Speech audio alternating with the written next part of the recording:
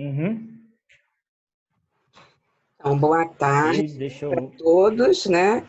Nós estamos hoje aqui, né, para mais uma sessão, né, dos nossos encontros de formação, que tem sido muito interessantes. Nós tivemos a apresentação do Lucas, né, e do Glauber, né?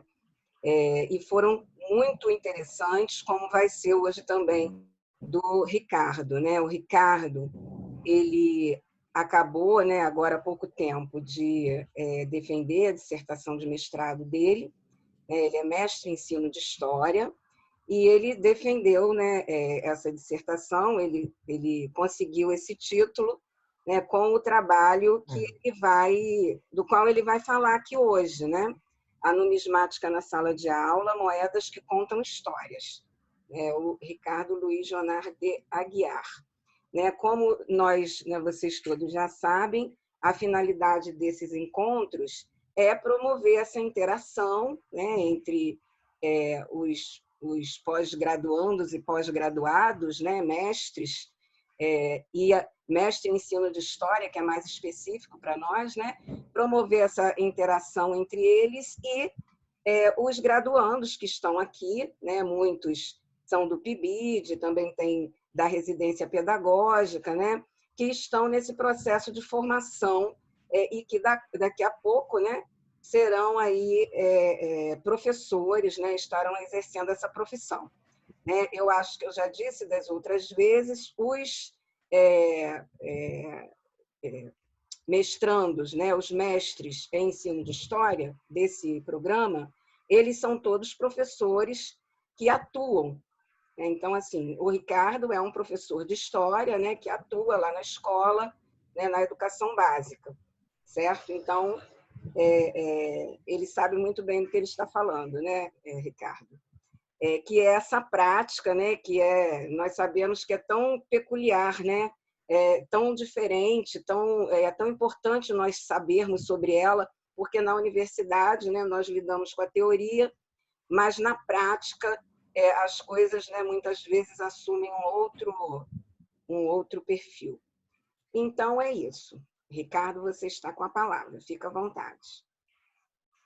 Obrigado, professora. Agradeço o convite de poder estar aqui nessa noite. Eu digo uma noite de um momento feliz, assim, de prazer, porque você tem um momento da defesa que você está tenso, embora seja importante, um momento de grande de aprendizado junto à banca, mas poder ter a oportunidade, né, de falar, principalmente para alunos de graduação, né, que em breve serão professores de história, para mim é um grande prazer, me motiva muito, né? Já falei com a Jussara antes, eu estou com um temporal caindo aqui, então se sumir, vocês já sabem a razão, a internet está muito ruim, a luz está caindo, enfim.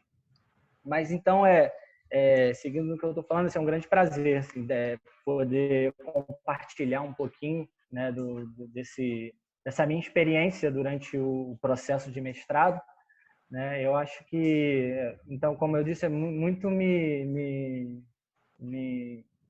tenho muita vontade, assim, gosto muito de compartilhar minhas experiências positivas, né, em todo esse processo, né, para tentar passar um pouquinho dessa minha experiência para vocês. Então, né, hoje a minha fala vai ser muito voltada, então, para alunos, né, de graduação. Eu já tive uma oportunidade anteriormente de fazer uma comunicação na universidade lá do estado da Bahia, né? Foi para alunos do Prof. História, então fiz toda uma fala voltada, focada na minha trajetória no Prof. História, né? Baseada no meu trabalho de mestrado, e hoje então vou falar um pouquinho mais pensando em vocês. Eu vou então compartilhar aqui a minha apresentação.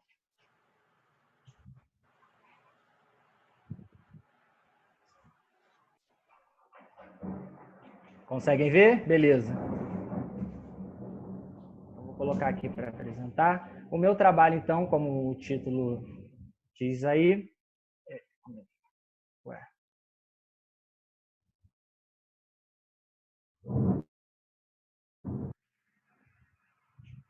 Só um segundo, gente.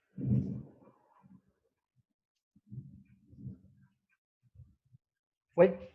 Então, é a numismática, né, na sala de aula, moedas que contam história. Então, como o nome diz, eu trabalho, né, fiz um trabalho com moedas antigas, né, nas minhas aulas durante o ano passado e o início desse ano, antes de começar a pandemia, né? E então eu vou trazer um pouquinho dessa minha experiência para vocês.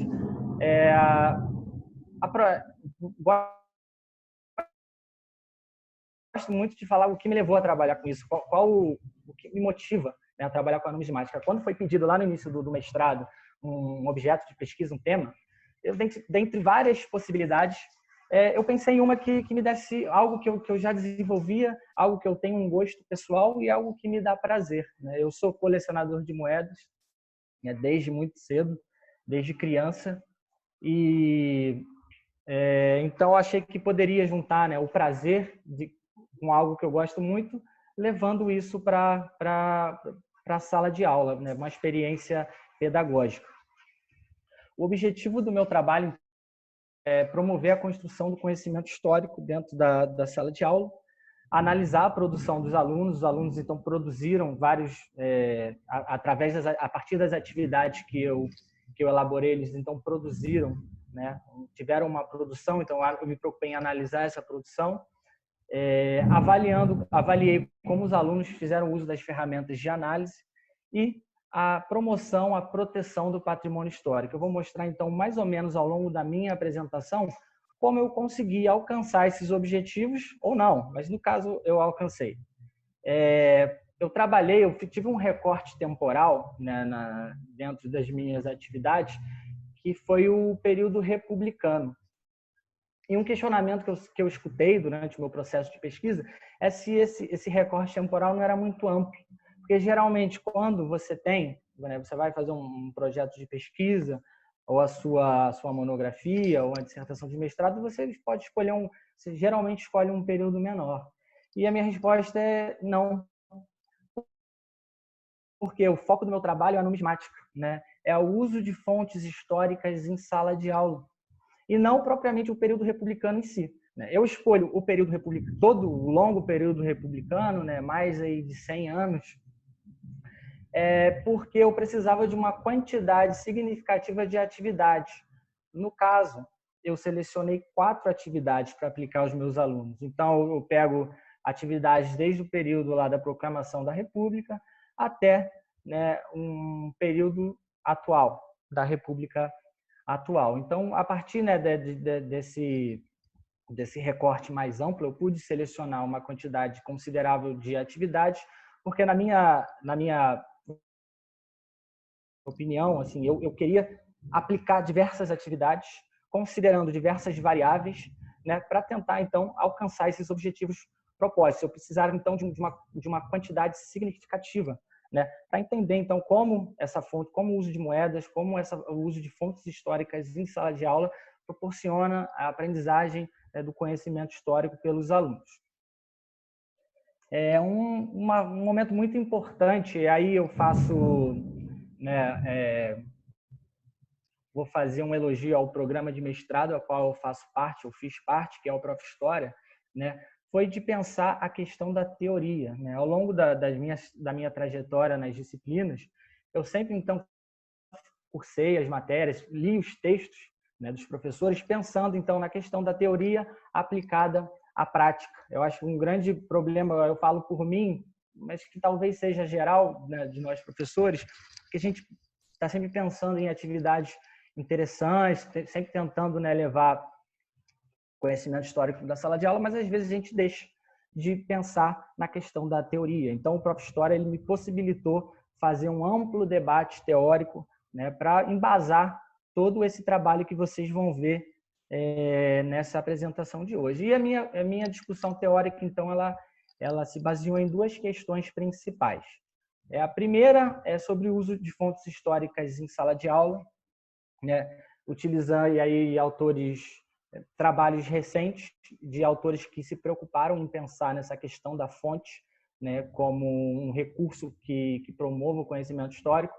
E a outra questão é conceber, né, a moeda como um patrimônio cultural. Eu achei importante isso, fazer essa discussão também, porque é algo que vai embasar aí a minha metodologia, que vocês vão ver a seguir. E a minha discussão, essa parte eu vou passar mais rápido, eu vou fazer um foco na parte, digamos, mais interessante, eu acho, para vocês alunos, que é a parte da aplicação das atividades. Mas vou fazer uma pincelada na questão teórica, que também, né, não deixa de ser fundamental. Então, eu faço uma discussão sobre patrimônio cultural, né, como esse conceito de patrimônio cultural evolui ao longo do tempo. Né? Você tem lá desde a definição do que era patrimônio na Constituição Federal de 1937, né, em 88, e temos também as definições atuais. Eu trago aqui um excerto de Belo Viana, né, que diz que patrimônios são definidos a partir das crenças, valores, interesses dos diferentes grupos sociais. Então, ele define o conceito de patrimônio de uma forma mais ampla, de uma questão de sentidos, crenças, valores. Né? E por que eu faço essa discussão? Eu faço essa discussão para embasar, né, na verdade, para justificar a metodologia da educação patrimonial que eu selecionei para aplicar nessa atividade. E a metodologia que eu selecionei foi de uma autora chamada Maria de Lourdes Horta e outros autores, que é de 1999. Essa autora, ela produz o Guia da Educação Patrimonial, né, que foi um guia muito importante na época. E eu escolhi, apesar, né, de hoje em dia ele sofrer críticas, né, justamente por quê? Porque ele não leva em consideração uma questão mais ampla, um conceito mais amplo de patrimônio cultural, o que é totalmente assim, justificável, porque é um trabalho, né, não tão recente. Mas, né, para o uso da numismática, né, conceber a moeda como um patrimônio, eu achei justo, achei adequado usar essa metodologia. E o que essa metodologia vai dizer?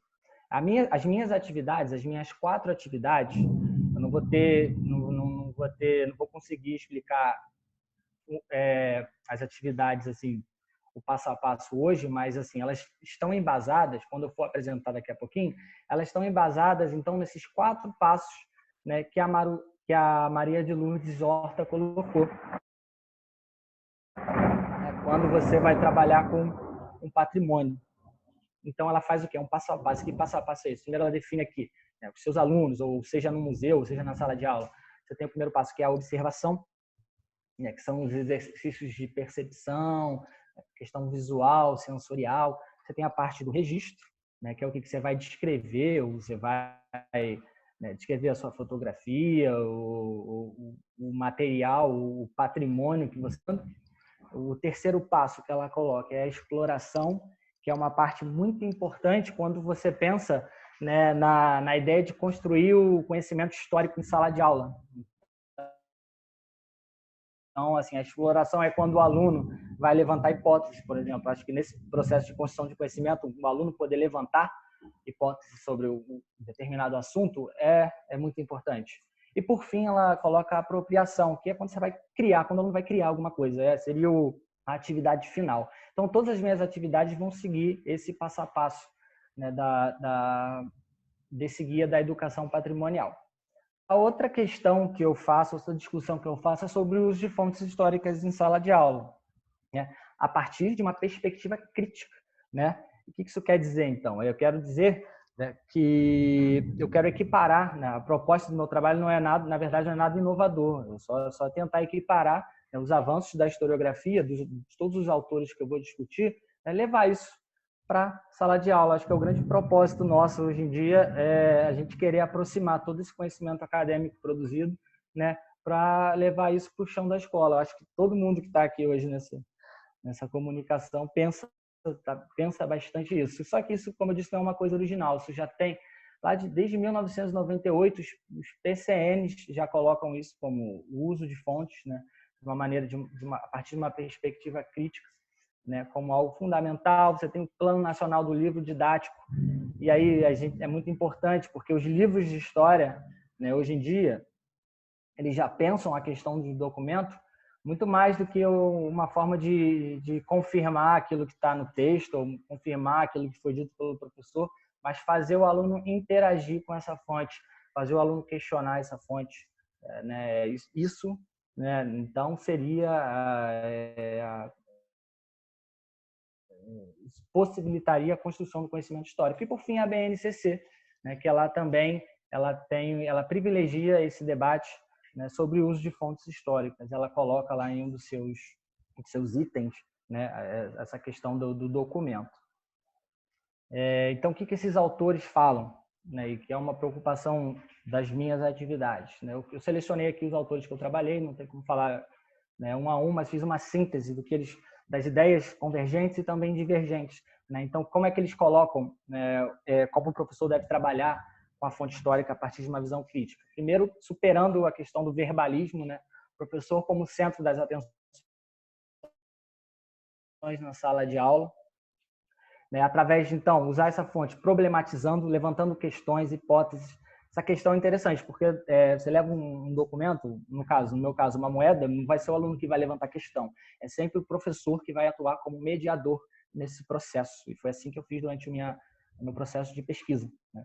Usar as fontes, eles colocam também como introdução, né, diferentes momentos da aula. Você pode começar uma aula com um documento histórico sem mesmo iniciar um tema, o teu tema, né? Você pode usar durante a aula ou como forma avaliativa. E também esses autores destacam a importância de você usar múltiplas fontes históricas, no sentido de confrontar ou às vezes de conversar uma com a outra. Às vezes as fontes convergem ou às vezes não. Então é muito interessante você usar tipos diferentes de documentos, como eu faço também na minha atividade. Então, os autores colocam também o que você deve evitar, né? O que eu já mencionei. Usar o documento como confirmação do que foi dito pelo professor. Tá? Aí você tira todo, né, as possibilidades que a fonte te dá, né? Usar sem um fundamento teórico metodológico. É muito importante você pensar, como eu já disse, pensar a teoria. Entender os alunos também de forma homogênea, isso é errado. Você tem que entender que nem todos os alunos vão chegar ao seu objetivo proposto e cabe, então, apenas ao professor auxiliar o aluno, então, no processo de compreender esse documento. Tem uma divergência interessante, que é a questão da aula atrativa. Muitos autores, né, exceto a Circe Bittencourt, destacam que não deve ser o único objetivo, né, você tornar a aula mais atrativa, mas a Circe Bittencourt coloca que é sim importante você pensar em aulas mais atrativas a partir dessa abordagem. Eu vou chegar à minha conclusão no final a respeito dessa questão. Falando então um pouco da metodologia que eu desenvolvi, eu achei muito importante no meu processo de escrita, né, pensar o município onde eu trabalho, o lugar no interior do Rio de Janeiro, a minha escola e as minhas turmas, né? E por que é importante falar disso? Porque é importante considerar essas variáveis, né? Porque cada variável, um lugar onde você dá aula, a escola onde você dá aula ou a turma onde você dá aula, vai resultar numa atividade, a sua atividade vai ter um resultado diferente. Então é muito importante você pensar nisso, né? Como é a sua turma, como é a sua escola. Isso está muito bem descrito na minha dissertação. Eu pensei também num método para numismática, né? Eu desenvolvi um método para o professor, e aí vocês, alunos que vão ser professores que estão aí, né? Porque não é todo mundo que tem familiaridade com esse tipo de documento. Então, eu estabeleci lá um método, né? E que método é esse? Ensinando como analisar uma moeda, quais são as possibilidades, né, do uso da moeda na sala de aula, como você conservar uma moeda, como fazer a limpeza, como fazer a guarda. Isso tudo você pode passar para os seus alunos e pode resultar em atividades muito interessantes, que eu vou mostrar já já. As fontes, eu destaco aqui que as fontes foram minhas, né? Eu usei fontes a partir da minha coleção pessoal e eu explico por que a seguir. E vamos para as atividades. Como eu disse, eu desenvolvi 4 atividades, né? Uma sobre a questão dos sujeitos históricos, outra sobre a proclamação da República, a terceira sobre o Estado Novo e, por fim, uma questão sobre a economia na ditadura militar. Eu tive na minha dissertação uma preocupação no meu processo de escrita e de aplicação das atividades de fazer digamos que um relato bem honesto, né, de destacar erros que ocorrem a toda hora, né? Você não vai ter atividade perfeita, você não vai chegar na turma com a atividade perfeita. Você vai errar sempre, né? E é muito importante, então, você relatar esse erro e entender, fazer uma análise de por que errou e tentar, né, ir modificando para, enfim, chegar a um resultado mais proveitoso. Então, eu me preocupo muito em destacar meus erros, né, os problemas, dificuldades e, claro, também os acertos. A primeira atividade que eu fiz foi, então, sobre a questão dos sujeitos históricos. E eu começo, né, vamos falar agora da parte mais bacana do assunto, que começa aqui com uma curiosidade, né? Vocês conhecem muito bem essas moedas que estão aí, são as moedas da primeira família do real, né? Foi um projeto, né? O próprio Plano Real foi um projeto feito, digamos que às pressas, em 1994. E o projeto das moedas também. Então, né, o Banco Central promoveu aí, criou esse modelo de moedas aí que causou, na época, muita crítica, principalmente de pessoas mais idosas, pessoas com dificuldade de enxergar, porque as moedas são muito parecidas, né? Então confundia muito as pessoas. Esse projeto, segundo o Banco Central, como eu disse, era provisório. Em seguida, em 1998, então, temos o edital para promover então o concurso que iria criar a segunda família do real. E num item desse edital, você tem lá que, né, a proposta de reproduzir das moedas era criar, né, nas efígies, né, nas caras aqui das moedas, algo que representasse a identidade nacional do que era ser brasileiro. Então, a gente tem aí a moeda de 1 centavo, que tem a efígie de Cabral, você tem a moeda de 5 centavos com Tiradentes, você tem a moeda de 10 centavos com Dom Pedro I, a de 25 com Marechal Deodoro da Fonseca, a de 50 centavos com Barão de Rio Branco e, por fim, a de R$1, que manteve aí a efígie da República, né, Mariana. E o exceto a de R$1, o que essas moedas elas trazem aqui? Elas trazem, na verdade, uma grande oportunidade de problematizar o quê? Né? Elas, na verdade, elas reproduzem uma ideia de uma história oficial do Brasil. Naquela época, em 1998, era o que representava a identidade nacional brasileira. Mas hoje em dia, né, a gente pode muito bem questionar isso. E quem são esses personagens? Vamos perguntar onde estão os outros personagens, onde estão as mulheres, onde estão os negros. Então, isso foi uma preocupação dessa atividade. Então, eu levei essas moedas, trabalhei, né, colocar aqui os meus objetivos, trabalhei o conceito de sujeitos históricos, analisando, né, a partir de uma perspectiva crítica, a ideia da construção de uma história oficial, né, tentar fazer com que os alunos entendam que a história é composta por múltiplos sujeitos. E a condução dessa atividade ela tem, então, um passo a passo, né, trabalhando esse conceito. Mas como eu trabalhei esse conceito? Eu trouxe uma música, então aí eu mostro a importância, né, de você trabalhar de fontes complementares.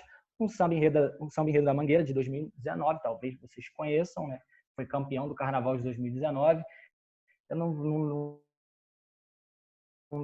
vou mostrar o samba agora, mas esse samba ele mostra, para quem não conhece, ele trabalha então com, né, ele diz na letra do samba, com a história que a história não conta. Ele traz personagens históricos que por anos foram negligenciados, né, digamos na chamada, na dita história oficial, até mesmo nos livros didáticos, né, fazendo então com que os alunos compreendam uma noção de história que abarque todos os sujeitos, inclusive esses que por anos foram negligenciados. E qual foi a atividade então que eu trabalhei todo esse conceito e por fim eu pedi que eles criassem então as novas moedas do Brasil que contemplassem uma noção de sujeito histórico mais amplo. Então eu trabalhei com 2 turmas, trabalhei em épocas do ano diferentes, vocês vão ver a minha observação sobre isso. Temos aí o resultado. No 8º ano, por exemplo, teve aluno que fez a moeda do Ayrton Senna, um outro trabalhou a questão da abolição, teve um aluno que fez a moeda homenageando Marielle Franco, teve um que trouxe o Zico, outro aqui os povos indígenas, o aluno, o professor, o índio e o soldado. O sexto ano, por sua vez, pensaram neles mesmos, né? Colocaram a sua efígie aqui, a sua cara, né? Colocaram um professor. E quais são as minhas considerações sobre a atividade? Primeiro, a metodologia da educação patrimonial, aquela da Horta, aquele passo a passo, ela se mostrou positiva nesse processo. A época do ano letivo, eu tive uma preocupação, né, de pensar em que época, se a época do ano letivo vai interferir no resultado, né, e de fato interferiu. As atividades que eu fiz no final do ano, essa época que a gente está hoje, em dezembro do ano passado, no caso, tive menos resultados. No início do ano, eu tive resultados mais proveitosos. Né? A questão da fonte, por que eu trabalhei com a minha fonte? Quando eu pedi inicialmente para os alunos levarem as moedas, porque eu acreditei que essas moedas da segunda família do real fossem de fácil acesso, não foram todos, foram poucos alunos que trouxeram. Essa é a minha realidade, então eu considerei essa a minha realidade, que os meus alunos não iam levar a moeda, para então eu mesmo levaria. E quando eu levei, eu consegui então incluir todos os alunos no processo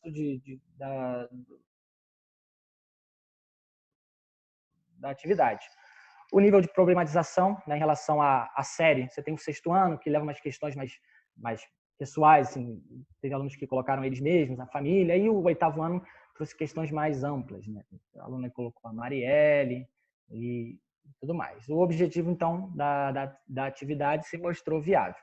A segunda atividade é sobre a proclamação da República.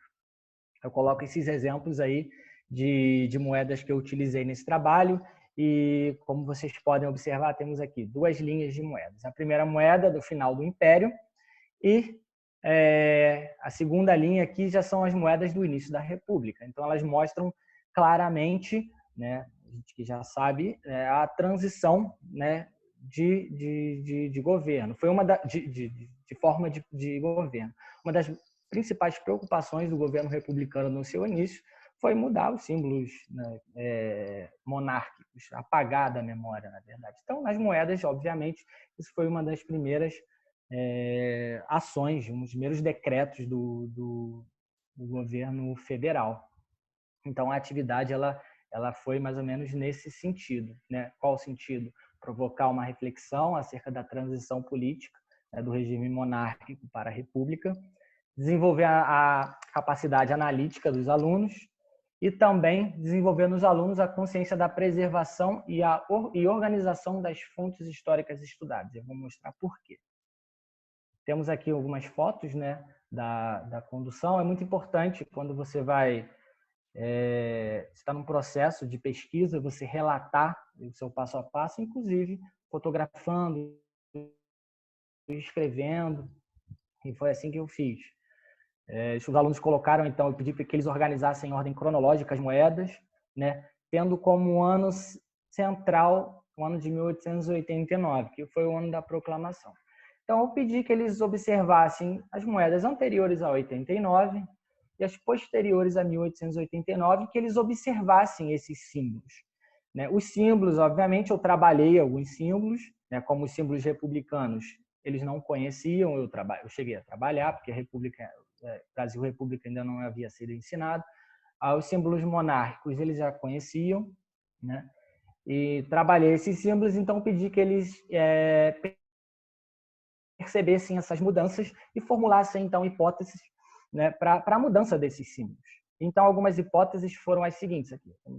Na dissertação, eu coloco nos anexos todas as respostas, eu trouxe algumas, né, e os alunos, então, disseram que os símbolos mudaram pelo fato, né, da mudança da monarquia para a república, então o governo quis mudança em tudo aquilo que se referia ao passado.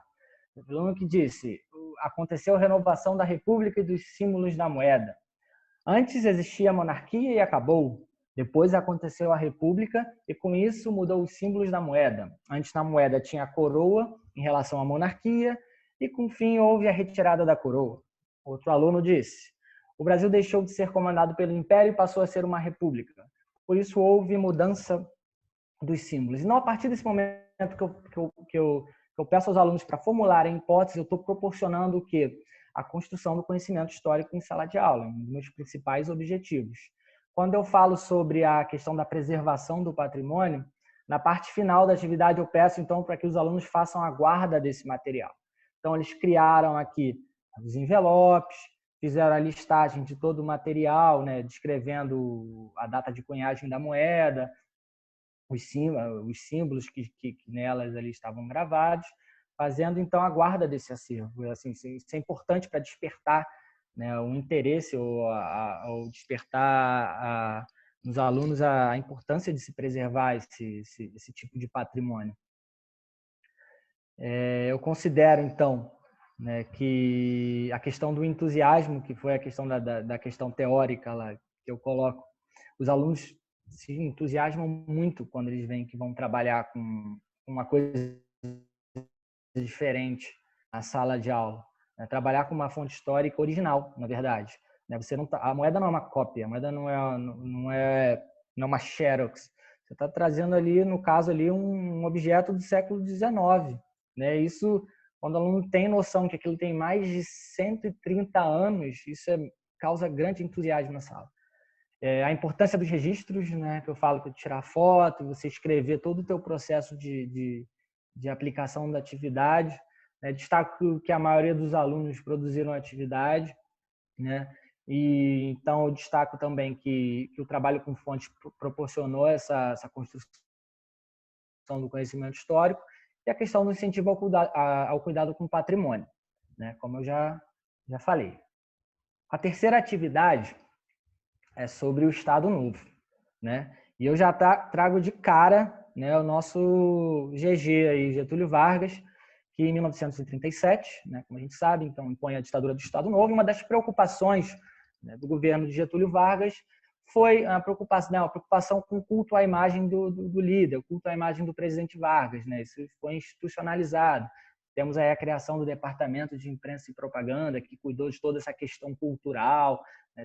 A gente tem a questão do Dia do Trabalhador no estado de São Januário, e na moeda não foi diferente. Então, foi o primeiro presidente da República que, durante o seu governo, mandou cunhar uma imagem, a sua própria imagem nas moedas. E qual foi a minha proposta de atividade? Né? Eu fiz uma proposta de atividade para ser trabalhada no início da aula, uma atividade rápida que não durasse mais de 20 minutos, né? E a ideia, o objetivo era compreender então a estratégia do presidente, né, no culto à sua imagem durante o Estado Novo. Então foi uma aula assim, eu sequer mencionei o tema Estado Novo, eu trouxe as fontes. E qual foi a minha proposta? Eu trouxe, então, cada aluno, isso aqui foi uma foto das moedas utilizadas na hora da aula. Cada aluno, então, cada grupo de aluno dupla, que eu usei no caso, recebeu aí 6 moedas, né, de períodos diferentes da história da República, sempre com uma efígie, sempre com uma cara de uma pessoa, né? Uma delas, necessariamente, a moeda de Vargas, aqui do Estado Novo. Então, né, eles receberam também uma lista com presidentes da República durante, né, todo o período republicano. Eles teriam, então, que identificar, através da data de cunhagem da moeda, qual foi o único presidente, então, que durante o seu governo cunhou moedas com a sua própria efígie, né? E os alunos identificando, obviamente, que foi Getúlio Vargas. A ideia seguinte é que eles formulassem hipóteses explicando qual a razão que o presidente, né, do presidente ter feito isso. Então, os alunos aqui colocaram que o presidente queria se promover, foram algumas respostas, né, que os alunos mencionaram. Então, eu acho que ele queria fazer propaganda eleitoral. Esse Getúlio gostava de tirar selfie, eu achei o máximo essa, porque ele associa a ideia da selfie que a gente faz como, né, a gente quer tirar uma selfie legal, quer se promover, tem gente que tira 50 selfies para escolher uma para postar no perfil, né, do Facebook, e o aluno associou exatamente a mesma coisa, só que dentro da sua capacidade de análise, que foi muito bem feito por ele. E tem outro que diz que era uma propaganda política. Quais as considerações sobre a atividade? Primeiro, problemas. É muito legal a gente falar de problemas, porque às vezes parece que a gente faz uma pesquisa, parece que é perfeito, mas o que mais tem é erro, e é importante relatar o erro. Então, eu tive problema de planejamento, né? Talvez não foi minha culpa, mas é importante, né? Isso acontece. E foi a paralisação das aulas. A minha proposta era aplicar essas atividades várias vezes, no final do ano, no início do ano. Quando eu fui aplicar no início do ano, eu não consegui, porque em março eu iria aplicar essa atividade em finais de março ou início de abril desse ano, e eu não consegui, porque não tinha aula. Então, foi um problema, né? No momento anterior, como foi a primeira atividade que eu fiz, foi, se não me engano, em outubro do ano passado, eu não me preocupei em registrar ainda a atividade, que eu falei da importância de fazer esse registro, eu não registrei, né? Então, eu só me preocupei, na verdade, eu não registrei, vou refazer a minha fala. O registro escrito, eu não pedi para que os alunos fizessem um registro escrito das atividades, né? Eu pedi um registro, eu fiz a apuração das falas dos alunos, né? Isso causou uma baixa participação, porque nem todo aluno falou para mim a resposta. Apenas alguns, aqueles que têm mais facilidade em falar na frente da turma, então apenas esses conseguiram, né, me dar um resultado. A atividade, né, como forma de introduzir o tema, foi muito interessante, né? Os autores na minha discussão teórica colocam isso, que você, né, introduzir a aula com uso de fontes históricas, até os próprios livros didáticos. Alguns livros didáticos têm essa abordagem, essa preocupação de iniciar uma aula, iniciar um capítulo sempre com uma fonte, um quadro, uma imagem, né, um fragmento de texto, né? Isso é muito produtivo. As hipóteses bem formuladas, né, dos alunos, e o documento, né, mais uma vez, trabalhado de forma crítica e não apenas como confirmação. Principalmente quando você usa no início da aula, que o aluno sequer sabe o tema que vai ser trabalhado, é interessante isso, né? Você não está usando para confirmar o que você está falando. Só os alunos estão ali criando, estão produzindo conhecimento. A atividade final é sobre a questão da ditadura militar. E eu gosto muito dessa atividade porque ela trabalha com o regime militar a partir da perspectiva econômica, né? Muito além do milagre econômico, porque até os próprios livros ressaltam, na verdade os livros eles contemplam todo o período, toda a questão econômica do período, mas ressaltam muito a questão do milagre econômico, do crescimento de 10% ao ano, né? E no momento de meados do regime militar até o final, não foi isso que a gente viu, né? Tem um momento de hiperinflação, até a economia tem crescimento negativo da economia, e as moedas, elas mostram exatamente isso que eu acabei de falar, né? O processo hiperinflacionário que o momento de meados da ditadura militar até final ali foi presenciado, né? O que eu trouxe aqui então? Eu trouxe moedas de vários períodos, de vários contextos econômicos da ditadura militar. Você tem um momento inicial, né? Se faço apenas uma ressalva, né, que desse período aqui de 64 a 67, 67 a 68, a gente tem a mudança do padrão monetário. O que isso quer dizer? Você tem a mudança, você tem aqui o cruzeiro, em 67 a gente tem a instituição do cruzeiro novo.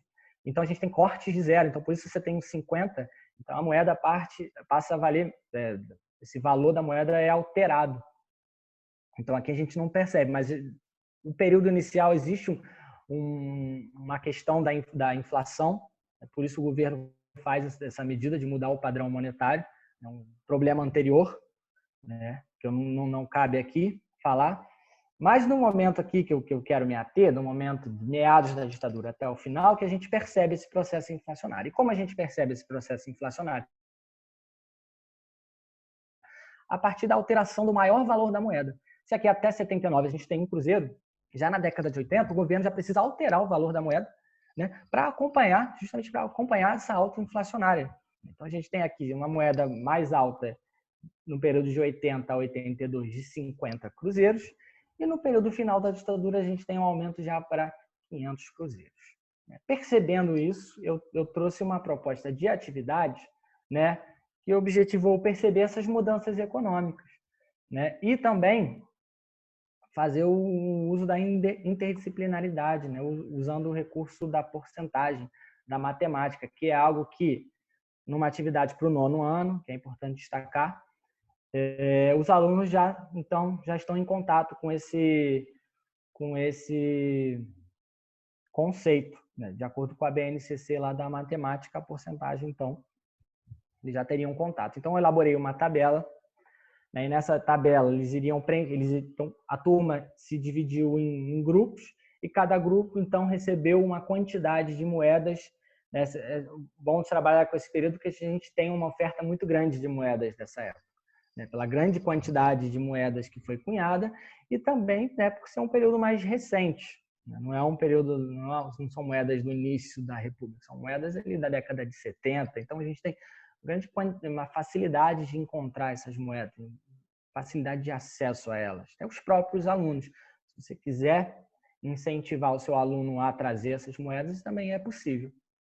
E é muito interessante isso.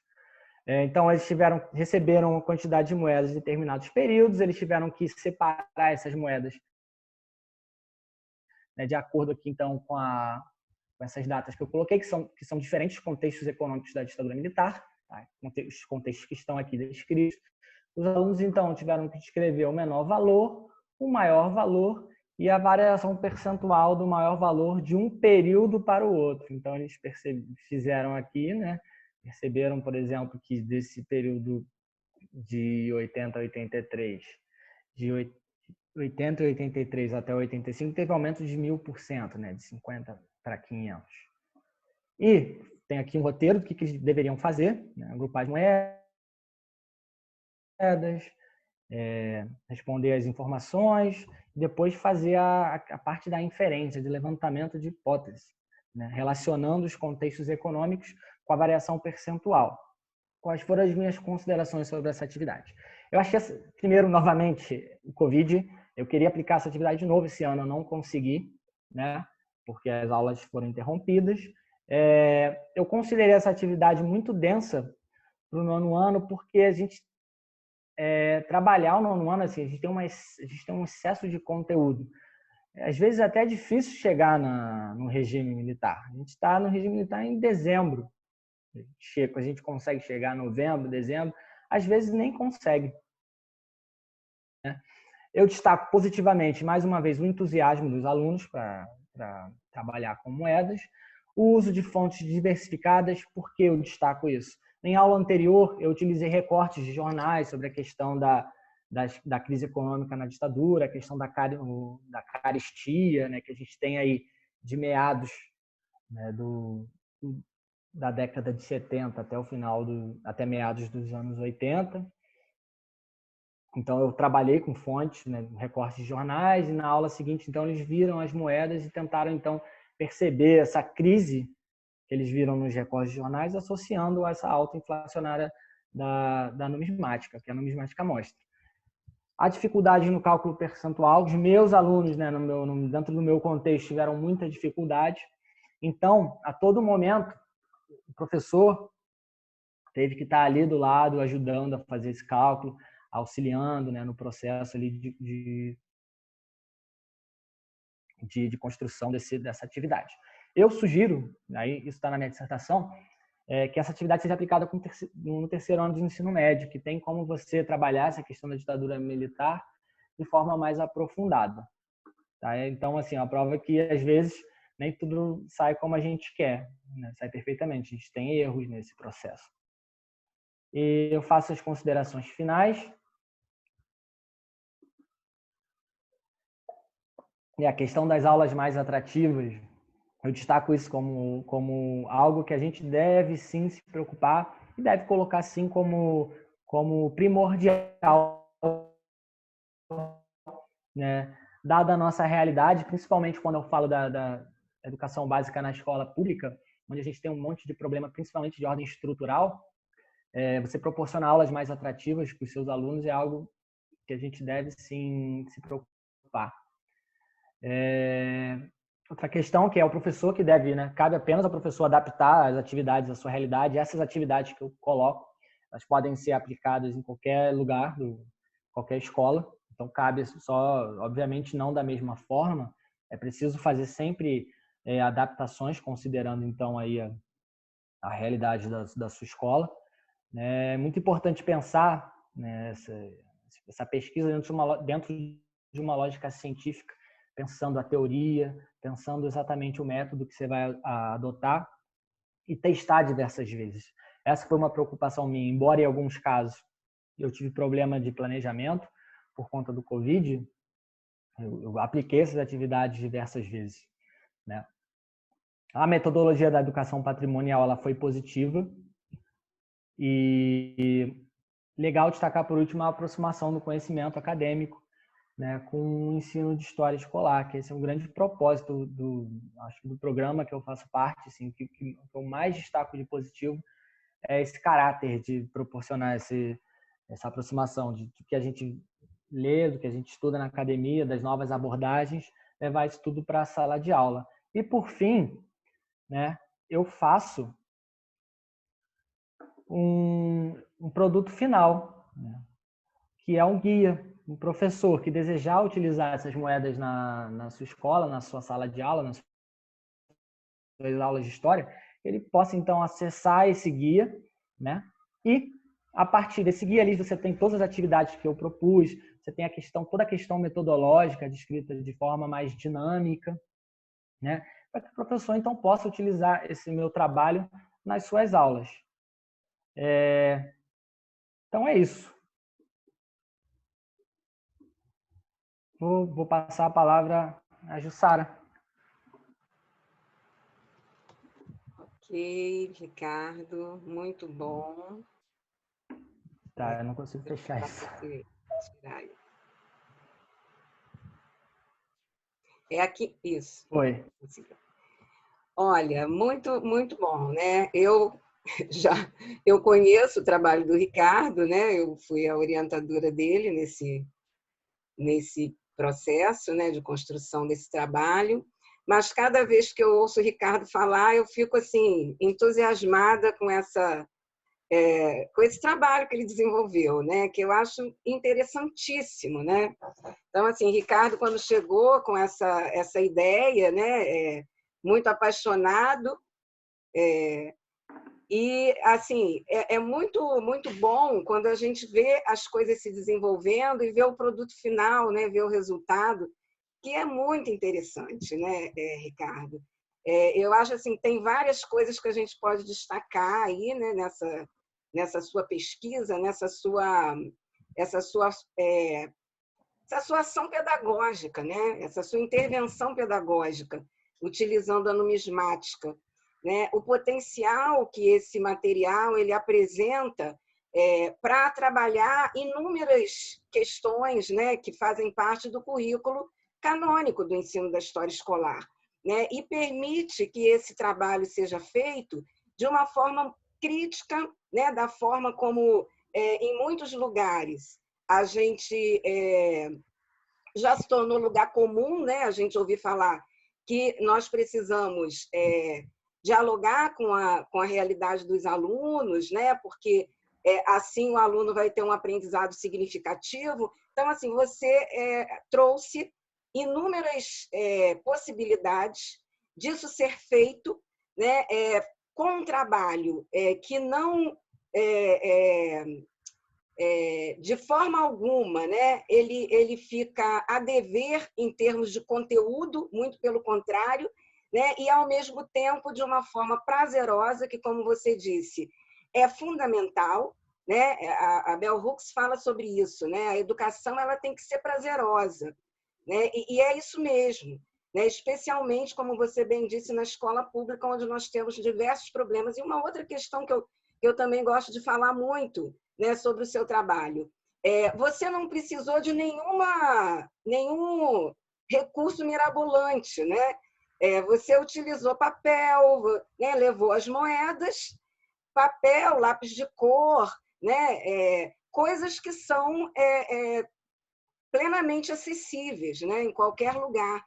E trouxe questões interessantíssimas, né? Então, uma coisa que a gente tem falado também nas outras apresentações, né? Como que dinamizar uma aula não significa, né, de jeito nenhum, uma obrigatoriedade do uso de recursos tecnológicos. Nem sempre os recursos tecnológicos eles tornam a aula mais dinâmica e mais proveitosa, né? A Marina está com a mãozinha levantada, né? Acho que ela quer falar alguma coisa, fica à vontade, Marina. E aos outros também, quem quiser comentar ou fazer alguma pergunta para o Ricardo, fica à vontade. Oi, gente, boa noite. Eu conversei um pouquinho antes, né, da gente começar, mas não me aprofundei também, não me apresentei com delongas. Ricardo, muito parabéns pela sua pesquisa. Assim, eu queria comentar porque eu trabalhei na minha dissertação justamente o cruzeiro, a moeda que foi trocada ali durante o Estado Novo. E eu defendi em 2014 a minha dissertação, e aí, assim, os amigos que sabem que eu falo sobre o assunto constantemente vêm conversar comigo, me mostrar, quando acham, né, um bolo de cédulas antigas na casa dos pais, nas suas casas, vêm me perguntar o que pode fazer. E agora, durante a quarentena, nós professores acabamos virando youtuber também, né? E eu lancei um vídeo no YouTube, botei um vídeo num canal que eu tenho, falando sobre a construção da narrativa que a gente tem na moeda. Então, vários amigos vieram novamente falar comigo e me perguntando também, o que a gente pode fazer em sala de aula? Teve uma amiga que pediu ajuda para elaborar umas atividades e eu lido com a parte teórica, né? Não que eu acho que assim as duas coisas não estão nem um pouco separadas, obviamente, né? A parte teórica, eu estou em sala de aula, eu preciso adaptar ela o tempo inteiro. Mas, assim, na minha dissertação eu trabalhei muito com os documentos, fonte primária, como é que aconteceu a transição. E aí agora você, assim, deu um show de 4 atividades que podem ser super interessantes para a sala de aula. E aí alguém pediu aqui também, eu tenho interesse nesse manual. E mais que manual, eu queria também, se você pudesse depois me passar a própria dissertação, porque durante a minha pesquisa, me pediam para falar de patrimônio e eu tive uma grande dificuldade, de falta de tempo, inclusive, de associar patrimônio com a minha fonte, porque eu ia entrar num outro mundo, além da numismática, que já não era, além da historiografia, a numismática e mais o patrimônio. Então, acabou ficando muita coisa. E eu acho super interessante. Você falou, eu gostei demais das 4 atividades, não sei nem dizer qual das 4 que eu achei mais interessante. E você, na construção das moedas de real que você fez, eu não sei se você chegou a ter acesso, eu fiz estágio por 2 anos na Casa da Moeda e eu conversei com uma das artistas que fez as moedas, né, essas que estão em circulação, e ela me falou muito sobre o concurso que foi feito para a escolha dessas imagens, né? E aí eu cheguei a ter acesso a algumas famílias que foram desenhadas, mas que não venceram esse concurso. E algumas vezes eu mostro também, dei algumas aulas sobre moeda que eu pude ter a oportunidade de mostrar as imagens que não foram escolhidas, porque às vezes as que não são escolhidas falam tanto ou até mais do que as que foram escolhidas, né? Então eu vou deixar também aqui meu e-mail, depois eu queria seu e-mail, porque eu acho que a gente tem várias figurinhas para trocar que podem ser muito interessantes. Muito bom, Marina. Obrigada pela sua fala. Muito interessante isso, né? A gente encontrar pessoas que têm também pesquisas semelhantes. O grande desafio, Marina, desse programa, né, o Prof. História, é justamente esse, né? É associar teoria e prática, né? É aplicar a teoria à prática. Então, que é um desafio que não é pequeno, né? É um desafio grande. Nós sabemos disso muitas vezes, né? Como os meninos que estão aqui assistindo, né? É algo que a gente conversa muito, que é essa dificuldade mesmo que o professor tem, né? O professor em formação, né? E o professor que está na sala de aula, de muitas vezes abordar determinadas temáticas que são tratadas na academia, na universidade, mas quando chega lá na escola tem aquela coisa padronizada, né, que não te permite muita crítica, né? E assim, esse é o desafio, né, desse programa, que eu fico muito contente de dizer que tem sido enfrentado assim com muito êxito pelos nossos mestrandos e mestres, né? Já muito interessante. São tantas coisas para falar, né, sobre essas atividades. Essa coisa da dimensão do patrimônio foi uma coisa que a gente conversou, né, Ricardo? Que eu acho que deu super certo mesmo pensar as moedas, né, que como uma cultura material que é produzida no seu tempo, né, e que diz sobre esse tempo e como um patrimônio, né? Então, é muito interessante isso, né? Nessas atividades também, tanta coisa que a gente pode falar, como você colocou, né, Marina?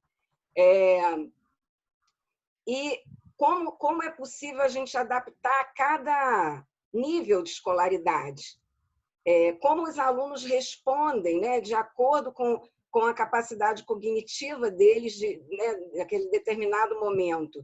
Quer dizer, é possível você fazer esse trabalho até no primeiro segmento, né, que foi uma coisa que eu até esqueci de dizer, Ricardo, que não são só licenciandos em História que estão aqui, não.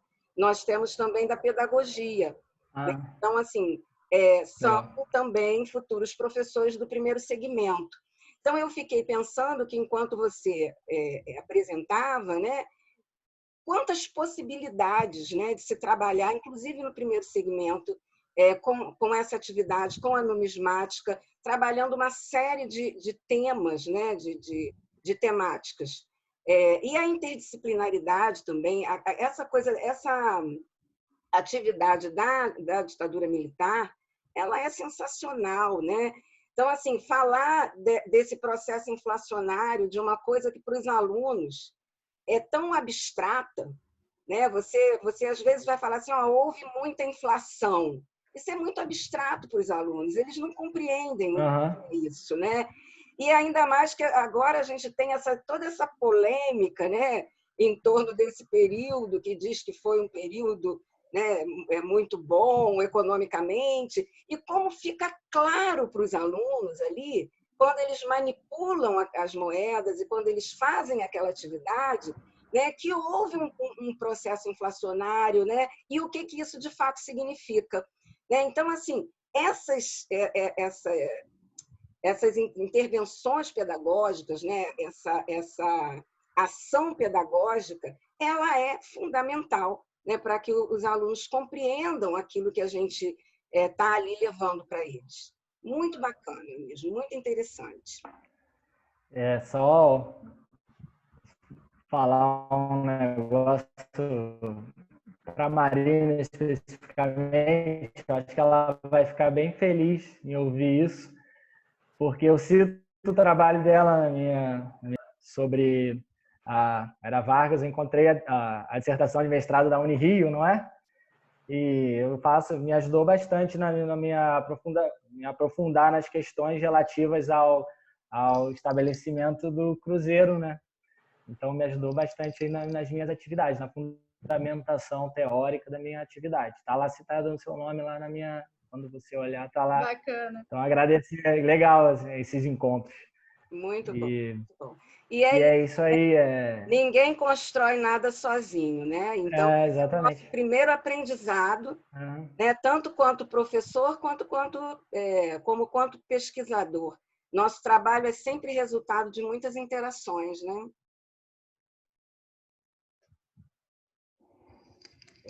Eu não sei se... Os alunos ficam meio tímidos, né? Eles falam um pouco aqui no chat. Os alunos querem férias, nós também. Eles querem férias. Nós precisamos de férias. Não sei se Patrícia gostaria de falar alguma coisa. Você está aí, Patrícia?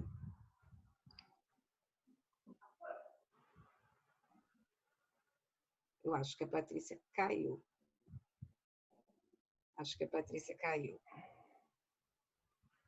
Bom, eu acho que é isso, né? Muito bacana. Não sei se você disponibilizou. Você pode... a sua dissertação já está lá no banco da PUC, Ricardo? Não, né? Não sei. Ela fica disponível no banco da CAPES. Né? Na PUC eu não verifiquei ainda. Eu acredito que ainda não. Mas ela, em breve, se não está agora, em breve vai estar disponível. Mas os alunos que quiserem, eu já vi que alguns já fizeram isso, colocaram um e-mail, eu vou pegar o e-mail de todo mundo aqui, quando terminar, e envio, tá? Logo mais eu envio, eu pego o e-mail e envio para todo mundo a dissertação e o guia, tá? O guia assim tá uma leitura bem simples, bem dinâmica. Aí, se você quiser se aprofundar em alguma questão que eu coloco no guia, você pode recorrer à dissertação, ou então ler a dissertação na íntegra. Assim, os dois vão estar disponíveis então aí para vocês, tá? Muito bom, Ricardo. Assim, eu queria também registrar, né, que nós tivemos na banca do Ricardo o professor Paulo Quinaus e a professora Larissa, né, Larissa Correia, da PUC, que também contribuíram muito, né, na construção desse trabalho. Foi muito bacana, né, Ricardo? Foi um processo muito, muito legal, assim, dessa construção do trabalho do Ricardo. Eu fico sempre muito orgulhosa, né, de trazer meus orientandos para falar do trabalho deles, né, porque é muito bom participar desse processo, assim, fico muito, muito feliz, muito orgulhosa, Ricardo. Parabéns para você mais uma vez, viu? Foi um privilégio te acompanhar nesse período. Bom, gente, acho que é isso, né? Se ninguém quiser falar mais nada, eu acho que a gente pode encerrar, né? A gente já está bem cansado mesmo, né? 15 de dezembro, foi um ano bastante difícil, né? E assim, por isso eu até agradeço a presença de vocês todos, né? Por estarem aqui, mas eu acho que valeu a pena, né? Valeu muito a pena. Então, muito obrigada, agradeço muitíssimo ao Ricardo. Né, Ricardo? Essa não vai ser a última vez, viu, Ricardo? Ainda vou te chamar aí pela frente, viu? Para outras coisas. Tá? Então, à disposição. Muito obrigado por sua disponibilidade. Tá? Obrigado, professora. Agradeço sempre, vou agradecer a sua presença, uma orientadora presente, né? Me ajudou muito em diversas questões, sempre pontual e sempre estimulando, né, a gente a melhorar mais. E foi muito bom, muito prazeroso poder passar um pouquinho, né, desse meu processo de pesquisa e o resultado final dos alunos que em breve vão estar aí igual a nós aí na docência. Que bom. Então tá. Boa noite, pessoal. Esse é o nosso último encontro de formação de 2020. Em 2021 nós teremos outros. Nós vamos continuar com os encontros, né? Então, esse foi o terceiro e último de 2020. Acho que a gente fechou muito bem, né? Com chave de ouro. Viu? Obrigadão, Ricardo. Tchau, gente. Boa noite. Tchau, gente. Boa noite. Vou enviar já o meu trabalho para vocês. Tchau. Muito obrigada.